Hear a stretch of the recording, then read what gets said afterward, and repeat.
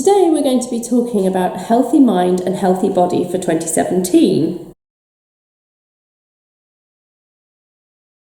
Whether you're looking to lose weight or just be a bit healthier, what you eat is just as important as what you do. We're not talking about making drastic changes, we're talking about little tweaks in our everyday lives that we can make which are manageable. I think it's about not taking out all the good stuff, all the bad stuff probably. So not saying no alcohol, but maybe saying 1 glass of wine instead of 2. And there's a lot of hidden calories in those drinks that you need to be really careful about.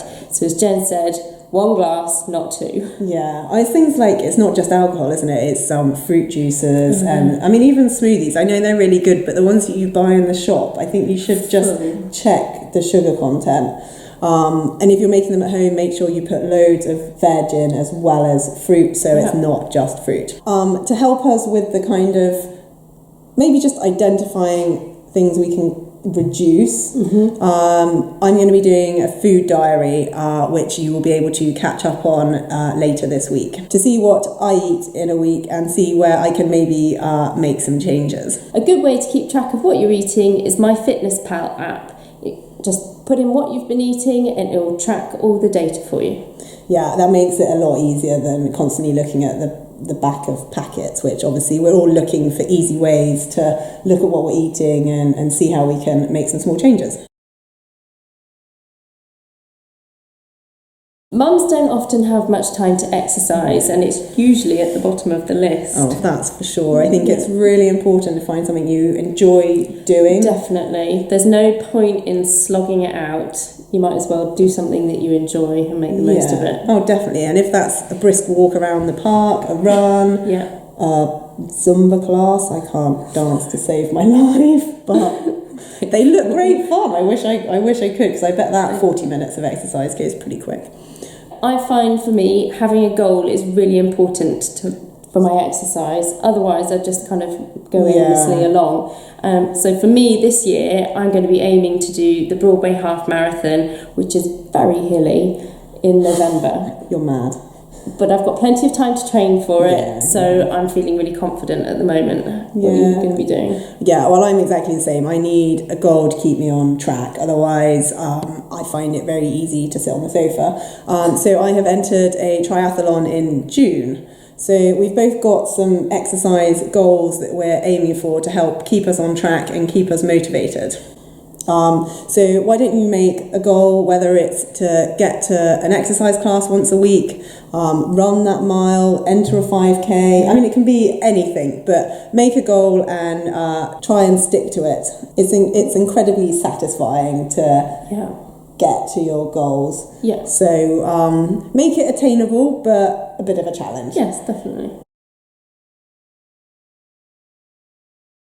Last but not least, and possibly the most important, is a healthy mind. Yeah, definitely. I think for 2017, for me, it's all about positivity and trying to identify the things that kind of make me mentally tick. For me, I know that my mental health is sort of reliant on exercise. Yeah. So I've kind of identified that as really important for me. So I think my tip for that would be to think about what keeps you mentally healthy and try and incorporate that into your day-to-day life. Definitely.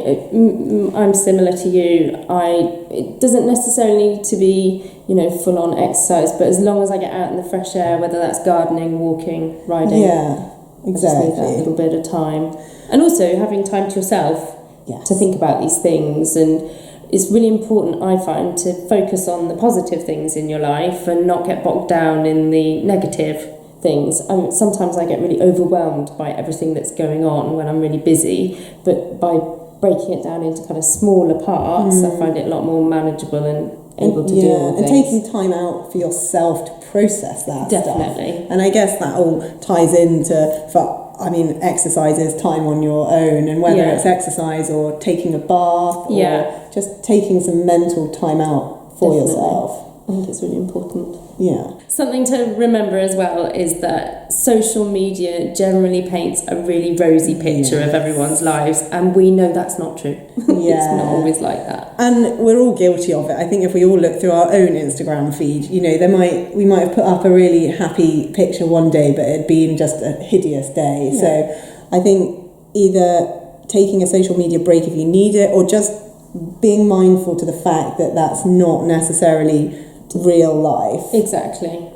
People only let you see what they want to. Yeah, and it's not going to be the fact that they've spent the morning crying, or I don't know, whatever it might be. They've sat for 20 minutes on the step trying to get the child to move 2 metres to the car. Yeah, exactly. You're not going to really put a picture of that up. So let us know what changes you are making for a more healthy 2017. You can follow our progress on our Facebook page or YouTube, probably a bit on Instagram. Yeah, everywhere.